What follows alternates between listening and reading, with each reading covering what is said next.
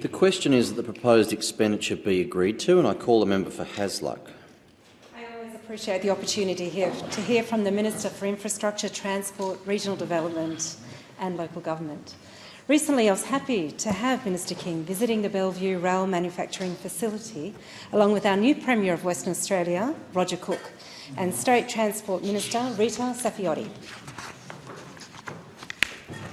There, thanks to federal and state government commitments, we were able to see firsthand the product of our local manufacturing of rail cars, which are ready to roll out on the Perth's Metronet. Virtually every kilometre of track in the Perth railway system is there because of the foresight and the commitment of Labor governments. And the track will soon reach all the way up to Ellenbrook in the north of my electorate of Hasluck. And the statistics are impressive. We are delivering 246 new rail cars for the Perth public transport network as part of Metronet. Over $3.9 billion for 16 Metronet projects in Western Australia, with 9 currently being delivered or in the planning. We're partnering with the Labor government of Western Australia, with Roger Cook, to deliver 72 kilometres of new passenger rail and 23 new stations and upgrades, including my favourite, the Morley-Ellenbrook line, the Yanchep rail extension, the Thornley-Coburn link and the new Lakeland station on the Mandurah line. More than 10,000 jobs are expected to be created across our Metronet projects, providing a significant boost for the economy and opportunities for our local businesses. We are also ensuring that Western Australia's public transport network is working towards our net zero future. The Albanese Labor government is investing $125 million towards the electric bus infrastructure in Perth, which will be matched by the WA government for the acquisition of 130 locally manufactured electric buses. The May budget includes a significant investment in infrastructure by the federal government. For Hasluck, it's important for funding to keep pace with the growth of the population in what is one of the fastest growing areas of Perth and the country.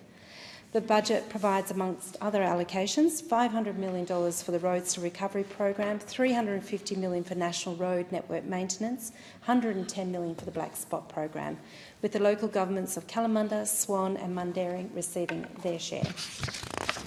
In Ellenbrook, the federal and state Labor governments, together with the City of Swan, are making the Ellenbrook public pool a reality. The pool is planned to be co-located with the Ellenbrook train station, and together they will no doubt become a major new community meeting place for residents of all ages.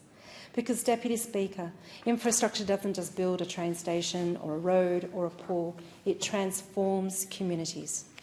There's over $200 million in the budget to establish the Thriving Suburbs program to enhance the livability and prosperity of our neighbourhoods.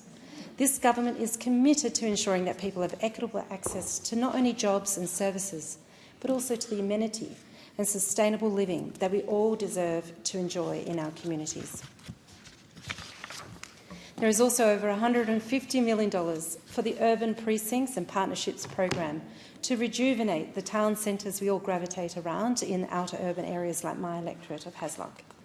Good design from the outset is so important, and this applies to urban planning in the broad, to the design of neighbourhoods that are people-centric and both aesthetically pleasing and ecologically sustainable, right down to the design of our housing. In fact, I recently just visited Green Homes Australia 9+ star display home in Brabham with Minister McAllister. We need to set high standards and have high expectations of the houses, communities, suburbs and cities that we design and that we live in. To that end, there is $11 million to establish a cities and suburbs unit within the Department of Infrastructure to deliver a national urban policy, as well as reports that will provide an ongoing picture of life in our biggest cities.